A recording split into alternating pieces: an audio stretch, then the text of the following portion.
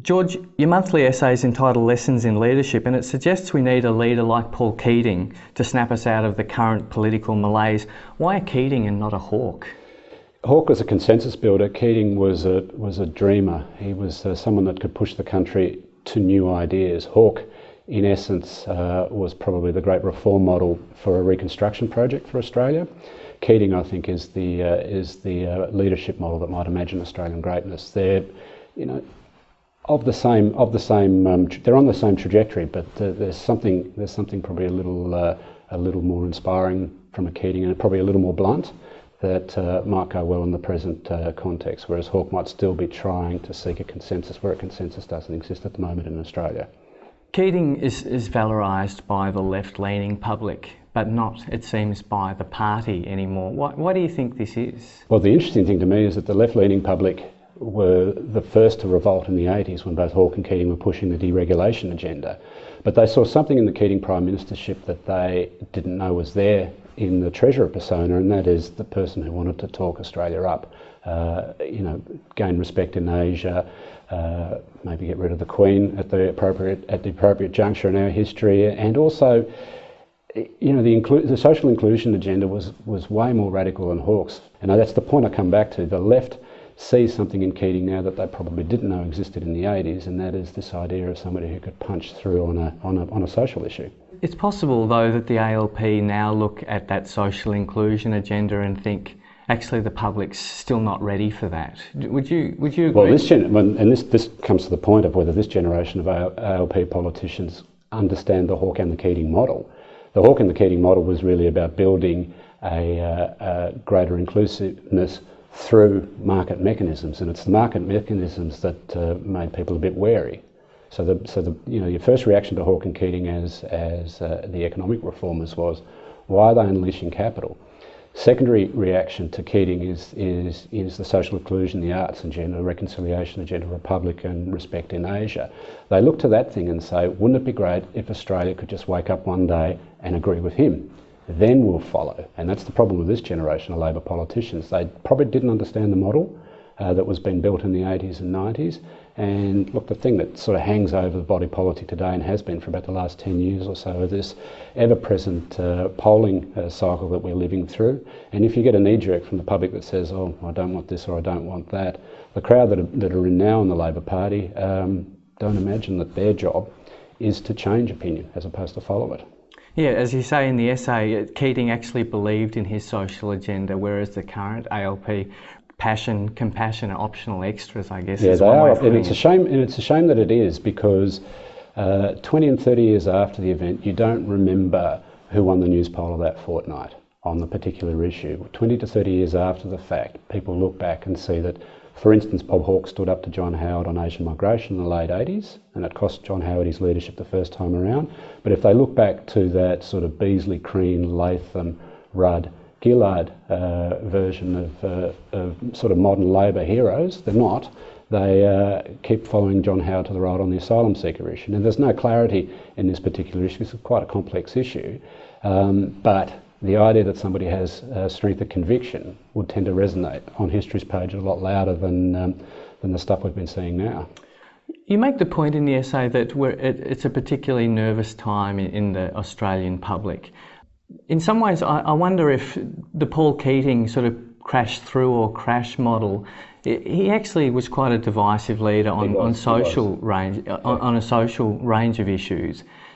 What's to say that a leader like that might not cause incredible ructions? Well, a leader like that would cause ructions, as Keating did, in the context of recession. So he was the treasurer that gave us the recession we had to have, and the Prime Minister had tried to imagine life after the restructure had been completed. He was actually governing through the restructure. It was a very difficult time, I think, for him to change the topic of the conversation to what I term Australian greatness. And the early 90s was the last time in the cycle where Australia still imagined itself as a mediocre nation. The last 20 years was this uninterrupted growth spurt, dodging Asian financial crisis, tech wreck, the global recession of 2001, and the big one, the Great Recession of 2008-9. If a country can pull these things off over a 20-year cycle, I think now is probably not a bad time for a Keating someone to punch through on some of these other issues. What's the public going to say back? Oh, give me another dollar. He's going to say, well, look, I've given you your dollars. Now let's have another think about this other stuff. And I think just think back to the Howard model. When Howard was strongest is when he was actually on the social policy, not on the asylum seeker issue, but in the response to the Bali bombing, and then subsequently after the tsunami in Indonesia in 2004, he signed a cheque for $1 billion for the relief program. That sort of Australia, even when John Howard was speaking to it, felt much better about itself than the Australia of the 2005, 2006, 2007 cycle, which is who's going to get the next handout. And I think I make the point in the essay that I imagine that a Keating somebody ought to be able to imagine Australian greatness while also lifting $1 or $2 out of the pocket of the household sector, not because he wants to rip them off, but because that money needs to be invested on behalf of their children. And this is the difficulty at the moment that we have in this, we're almost spinning our wheels as a society because we've had 20 years of uninterrupted growth. We think the 21st can only be achieved if somebody gives me a little more now to get me through the next household budget cycle. But the next 10 and 20 years of prosperity require a huge investment, not a little investment at the kitchen table, but a huge investment on behalf of the economy and the society. And only a very particular voice, probably with a background in economics, would be able to imagine that transaction and be able to sell it. Let's presuppose that there is a budding Keating in the ALP somewhere. Do you think the party structure would even allow for that person to lead in that way now? It's possible only to the extent that person would begin as a lone wolf. And we know that the lone wolf model does get you the Labor leadership at some point. Latham and Rudd got it in 2004 and 2006 respectively. End of 2003 for Latham, just to clarify. But the thing about that lone wolf, and there is one out there, and his name's Andrew Lee, but way too early for him to rise. The thing about that lone wolf model is at some point you have to go to war with your own party. Now the last lone wolf that really pulled it off for Labor, it took him 6 years in opposition to do it, was Gough Whitlam, and that's when he was resetting Labor on the social side. Of course, there was consensus on protection in those days, so the fact that he came to power and walked straight into an oil shock is neither here nor there for what we're talking about today. But it is interesting that Labor, when you look back on its sort of big moments, and Whitlam is a big moment, and Hawke and Keating are big moments, those guys were lone wolves as well. So I suspect, if they could at least allow that side of their political culture to keep pushing up the leader with a unique voice, maybe one day they might get it. David Marr argues pretty persuasively that we're a nation that's very susceptible to fear in politics, to campaigns of fear in response to change. Do you think the public is actually more fearful now than in the 80s and 90s? Oh, well, I think the kitchen table facts of the matter is in the 80s we had a pretty good credit boom running for a few years, which hit the wall of a big recession. But a Labor government was re-elected with interest rates at 17% in 1990 and with the unemployment rate at 11% in 1993. So I think there was a lot of fear going around then, but there was still a very strong Labor Party that had an idea that its program, for good or for ill, at some point would yield a dividend on behalf of the country. The fear that people traffic in today are really the fears that are quite easy to play in the political game, because you're really activating only that 10% of the electorate that is always going to be angry. Now, if you have your parties split roughly at 35-35 or 40-40, with the balance being a 10% cosmopolitan swinger that might be the Green and the other 10% being the Hansonites, everyone's playing to the Hansonites still, because the Hansonites tip so many seats up and down the east coast of Australia. The Hansonites, in a funny way, are the new mortgage belt. Gough got Labor a majority in New South Wales and in Victoria alone. Well, he basically got them a majority in the outer metropolitan areas of Melbourne and Sydney, and didn't need the Bush at all in that first election at 72 and in his victory in 74. Howard was able to prove in 2001, but not 2004, that you could win an election basically by getting an above the odds return in the regions and along the coast, and that's the lesson of Hanson. Now, this generation of Labor politicians need to think a little more like Gough did, which is I'll motivate my crew plus a few other people that swing in the suburbs, as opposed to trying to split the difference on fear in the regions. And I think that this is where they've really lost the plot. That last federal election, what was that about? Essentially a referendum for 2 seats in Western Sydney. For today's politician to sort of engender this passion, to find an agenda, what are the sorts of areas that you think Australians want their leaders to be passionate about? Well, I think they need their leaders to be passionate about the simple things first, which is service delivery. And service delivery is something that requires investment on behalf of the community. So the first thing they probably want their politicians to be passionate about is an idea that when they collect revenue from them, that they're going to spend it on their behalf, not give it back to individual target audience. Now, John Howard, remember, did lose an election at the top of an almighty boom in 2007, having just promised 2 rounds of personal tax cuts in that calendar year. And the second one in the election campaign was the biggest tax cut anyone had ever seen. And the public said no to that. So there is that side of Australia, it should be in the past tense.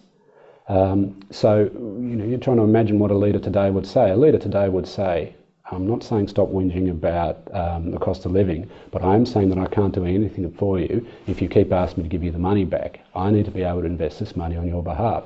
And that's a very simple retail political message, but there's a much bigger thought that's behind that, and that is setting the country up for another 10 or 20 years of prosperity. And that's always the bottom line in these debates now. We're quite a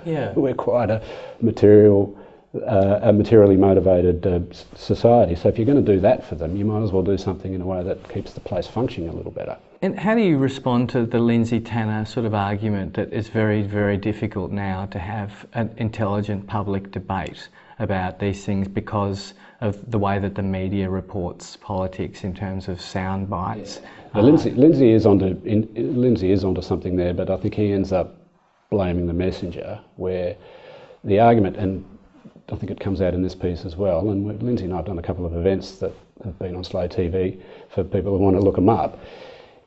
It isn't just media, or isn't just politics. This is almost like a national crack-up that we've been going through for the last few years. It's in the water, it's in the air, and the person who needs to step out to fix it is the leader, not the journalist. Could you imagine 50 journalists lining up tomorrow and signing some sort of pact? They'd look ridiculous, saying we want to talk the place up again. That's not their job. Their job ultimately is to analyse, interpret and reflect back the bigger games that are going on in politics and business and in public opinion. The day that your journalist became the activist, I think, is a pretty dangerous moment in your political system. So I would say to people like Lindsey, you're right, we make it harder for you, but you have to think your way out of this problem, because in the end, the way the democracy functions, our job is to hold you to account, your job is to inspire. There's another way of looking at this. Over the past 20 years, actually the nation's living standards have gone up. Yep. We're much wealthier, we're in a better position. As you state in your essay, Australia's the last rich country standing. Yep. Is there an argument to be made for the fact that we actually don't need reform at the moment? The reason that the public's not crying out for reform is that actually things are quite stable. Things are cruisy. Possibly. But the way you measure these things is how other countries are travelling, and we've only had one above average productivity decade, and that was the 90s. The noughties are no different in the long run to the 80s, the 70s, the 60s and the 50s. Australia has been losing ground for most of the post-war era. And if you look to our immediate north, there is a completely different world being built right under our noses. Now, we look to the north and we think, well, they're asking us to dig, that's fine, and they're sending us back some pretty cheap TVs and computers, and that's probably the end of the bargain. That's not a bad bargain.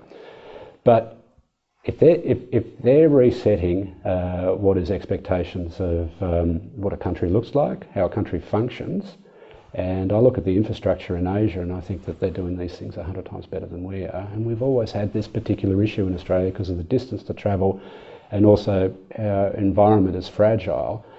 These things are big debates, these things are big reforms, they are the next generation reforms, and you can't really get to even a starting point for a discussion if the public are asking for their money back each election time, so they can keep voting in the account that got them the better return on their own taxes. Do you think there's any way that the Gillard government can start now to change their spots, in the sense that, put it this way, it's a government that's operating an economy that's very successful. They've recently passed carbon tax legislation. In all likelihood, there's a couple of other major reforms. They're actually not doing so badly. Yeah. In some ways. Yeah.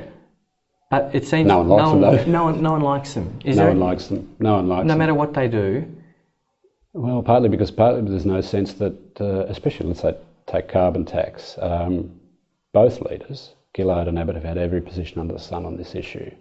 Now, this issue began in 2006 essentially as a community demand for action, and by about 2009 people were sweating electricity prices. So when the electorate does a flip-flop like that and a leader follows the electorate says, well, I still suspect this is an important issue, but I don't think that they know enough or are confident enough in their own view to be able to tell me how to fix it. Mm. And that is a problem that goes across both sides of politics. I mean, it's actually quite laughable if you think this thing through. Gillard wasn't that engaged on the ETS, had a non-position going to the 2010 election, has now actually come out with the most radical position of all, and she's delivered it. Got it through the lower house. Kevin Rudd, with his Jesus Christ-like approval rating, wasn't able to do it when he was in front. She's been able to do it with half his approval rating. So, full marks on that score, but I still don't get a sense that this is what she's always believed in. This is what she got into public life for.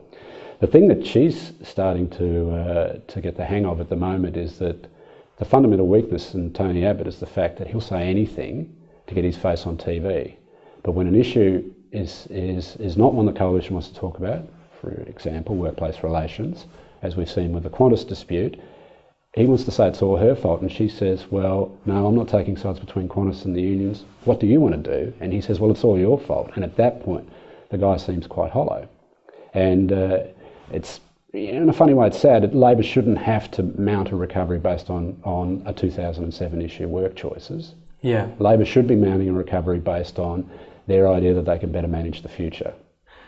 If they can't convince the public that they can better manage the future, at least they could go into the election with some ideas, some policy ideas, some reform ideas. What do you think are the sorts of ideas that people would be amenable to, and that would be a good idea in policy terms for Australia? Well, a good idea in policy terms, and some of these debates can be quite arid, but my basic thinking on this is if you believe in both markets and multiculturalism, if you're both open on the economy and open on the society, Labor have got to wipe the slate clean and go back to first principles on things like population policy.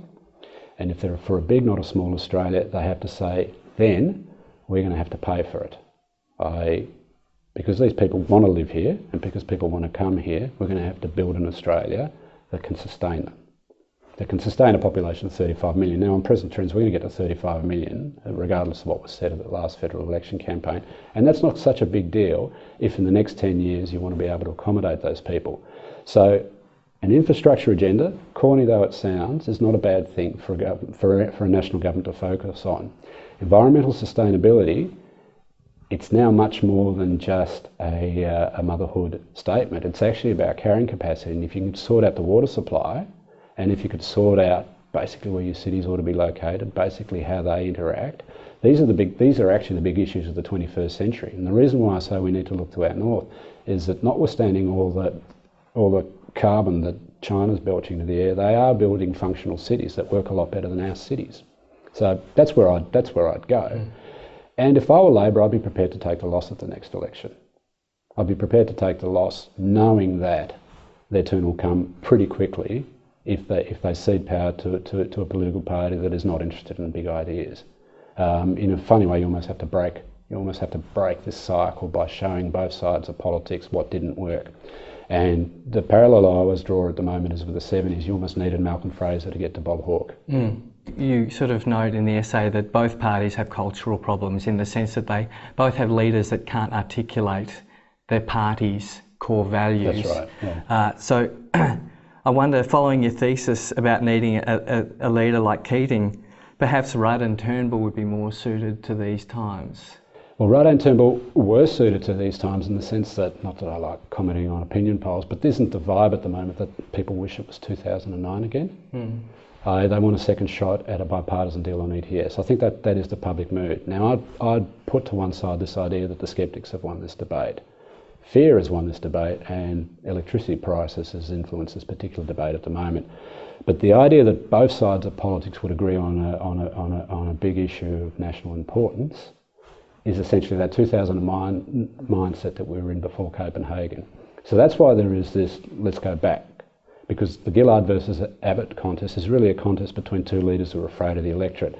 There was a sense that Rudd and Turnbull, at least in one iteration in 2009, weren't afraid of the electorate. Now we know differently, because Kevin Rudd had, a national panic attack in 2010, and they took his job off him because they didn't think he was ready to fight that election. Julia Gillard has never faced the Australian people to explain, the medical reason for the leadership change, that the guy was burnt out. But maybe if he's had his epiphany in the last year or so, he might come back. Turnbull obviously is the great unknown in this particular debate. Turnbull as the Labor Prime Minister would work beautifully at the moment, because it would end this existential worry that Labor have got about somebody who understands markets and also believes in multiculturalism, because they don't have anyone on their side, notwithstanding, I've mentioned Andrew Leigh for example, but they don't have that many of that sort of Gillard-Rudd generation who could be open on both. Rudd, for example, strikes you as a multiculturalist, but he doesn't understand markets. Gillard understands both sides of the budget, but she strikes you as a small Australia Labor leader. There's so much echo of one version of Labor's past in either of those two voices that you wonder whether it's ever going to work with either of them. Even if you rebuilt what they had together in 2007 and 2008, I'm not sure you could ever get back to a position that could push this country a little forward.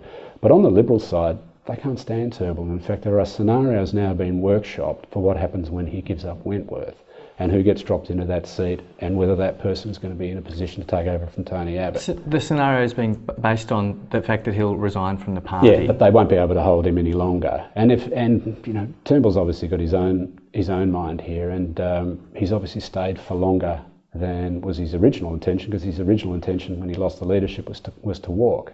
Now, someone rang him almost immediately after he's made his decision and said, don't. The second person who rang him, and it was on call waiting, which is why the first person hung up, was John Howard saying, don't. Now, John Howard thinks at some point in the future that Malcolm Turnbull may be a viable. Well, he thought that then in 2009. I'm not sure his position has changed all that much. Turnbull's difficulty is that most of the party don't see the world the way he does. So, as with Rudd, isn't it? Yeah, and it is with Rudd. But Rudd's difficulty is that no one in the party likes him. Even if he might, through some workshop focus group set of bullet point values, might end up coming to a consensus position within the party about what issues they want to avoid, no one likes him anyway within his party. So it's a strange. And as I mentioned earlier, there are these lone wolf scenarios that often work in politics, but the lone wolf scenarios really work after the party has sorted out its values. Now, the lone wolf scenarios we're looking at now is still a repetition of what we've had the last few years. Change the figurehead, get this surge in sort of reality TV approval, race to an election, and then worry about your values once you're in government. I mean, I'd love to see this thing break, but I'm not sure it's going to break anytime soon. No, well, people, since John Button wrote a QE about a quarterly essay about 10 years ago talking about these cultural problems in the ALP, and nothing really has changed. You need to put an anniversary edition out of that, and maybe get James to write the intro for you. Well, I won't make any prediction. I won't ask you to make any predictions about what happens next in federal politics, but I'll make a prediction. I predict that Paul Keating will like what you wrote about him. We'll see. Thanks for joining us. Cheers, appreciate it, thank you.